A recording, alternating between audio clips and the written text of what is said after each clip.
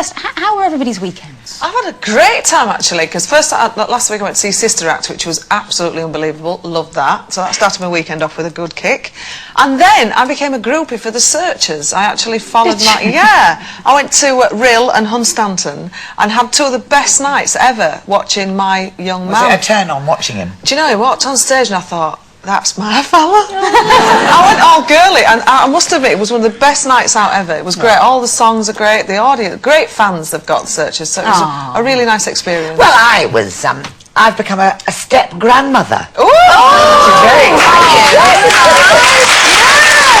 Yes, I'm still in there for the oldies girls. No, well done, Stacey and Sam, and she has Cooper, but I wasn't married to Mr. Spain then, so now I'm officially step granny to Oakley. Oh, so well done. Very nice. Oh, mine was a very sort of family rural weekend on Aaron, as ever. It was buckets and spades and tractors and quad bikes and babies and cough medicine. Yeah. Oh, lovely. I did babies yesterday. My beautiful goddaughter was 1 year old, and we had a sort of a family gathering in the garden, in the rain. Someone got the karaoke out and we were singing, you know, in the rain, as you do. Typical Brits. It's lovely. A nice weekend. Wonderful. Well, it's time to take a quick look at what's been making the headlines over the weekend. First up, a judge has ruled that a couple who found a winning lottery ticket and spent half of the £30,000 prize money must give the remaining half of the winnings back to the rightful owner. Believing they were simply making the most of a lucky find, the couple was said to be upset at the judge's decision, as was the lady who originally bought the ticket, then lost it, and with it half her winnings. Many people believe in the old adage, finders keepers, losers weepers, but obviously that wasn't the case this time.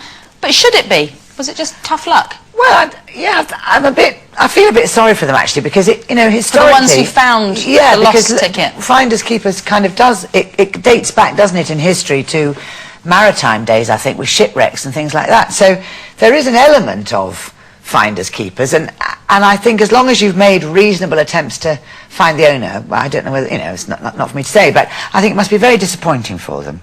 Actually, and I'm a bit sorry for them. I think it's more disappointing for the lady whose ticket it originally was. That was very careless of her to lose it, paid for the ticket, had a receipt for the ticket, and all the numbers were there. It's the numbers she's used all those years.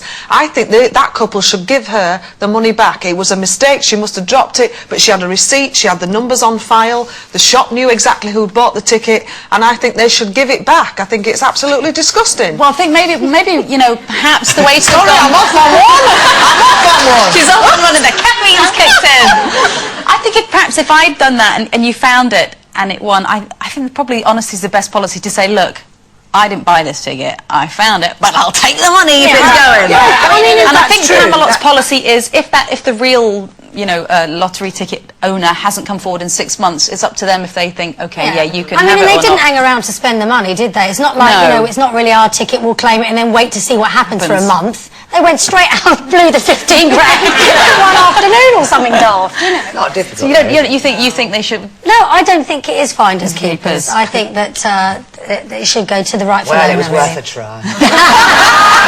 Next, news of the election of 27-year-old Chloe Smith, who became the Conservative MP for Norwich on Friday, has been in the papers over the weekend. It means that at 27, she is now Britain's youngest MP. But is that too young to be an MP? No. Does she know anything? Well, yeah, she knows as much as the lot that are in there now, frankly. I honestly think she'll learn. You know, you've got to start somewhere, and I think we keep going on about how young people aren't interested in politics, and they aren't in the main a lot. And to have somebody that of a you know, a younger age in there is a great.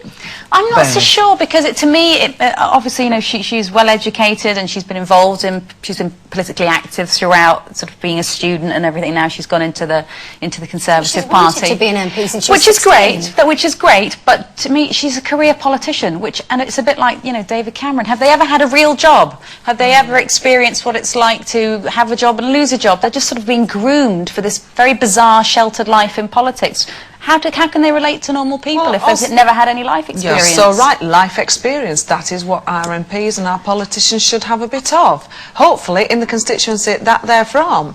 But they'll get that by listening to their constituents. Yeah, you say career politics.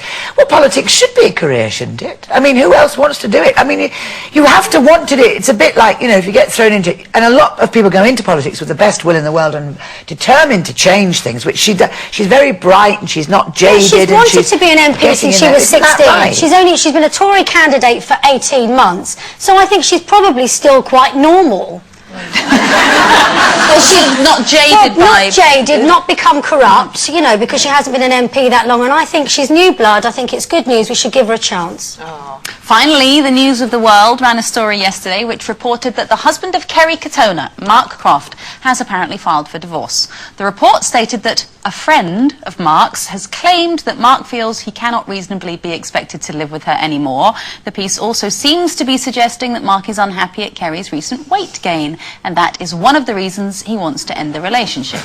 Now, who knows what the real truth behind all of this is? However, if it were the case that a partner did all of a sudden put on a lot of weight, is that a justifiable reason to end a relationship? Well, I know you're gonna. There's people gonna be throwing things at the telly now, but in a relationship, you go into it and you sort of sign up for this person that you think is the person that. You can't just become a bloater overnight.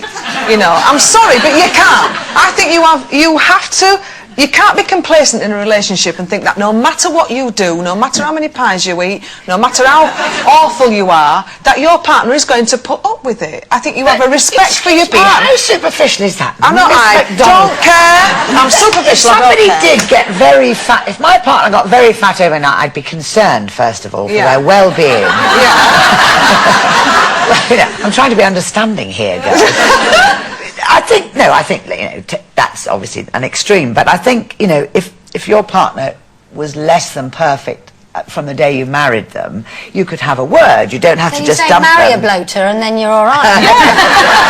Marry him is a bloater or her and she's a bloater, then that's fine. That's fine. You know what you're getting. But you can't go from a size 12 to a size 8. You know, well, whatever. I don't know. 28. I'm siding with Miss Bellingham here because I think it's hideously superficial. Because clearly, if you put on that amount of weight very quickly, I think, you know, there's something going on up here or in here, rather than you've just got a huge appetite for pies all of a sudden. Yeah. Somebody is dreadfully unhappy, and you kind of have to extend the argument out. Does that mean, therefore, if it's okay to leave someone because they're a bit fat, is it okay to leave someone because they've had, you know, a breast off for a mastectomy, or if somebody loses a leg in an accident? I think if you love is somebody, the physical form if you love to be somebody, worshipped at all costs? Then you want to understand why there's been such a radical change in the way that they are. But I think if someone is grossly overweight, then they're, like you say, very unhappy, which ultimately will probably be destructive in the relationship anyway. If someone's that unhappy, you're better off leaving someone because they're miserable rather than they're fat, I suppose. Also, with a mastectomy, with a mastectomy or a leg, that's something they cannot help. But, you know, seriously... Well, some people put on weight, you know. My ex-husband actually used to say, people say, she's lovely, your wife. He'd say, she's very good from a distance, my wife. Oh. We're divorced. Yeah, that's what I mean, you're divorced. If you don't like it, get out of the kitchen. Literally.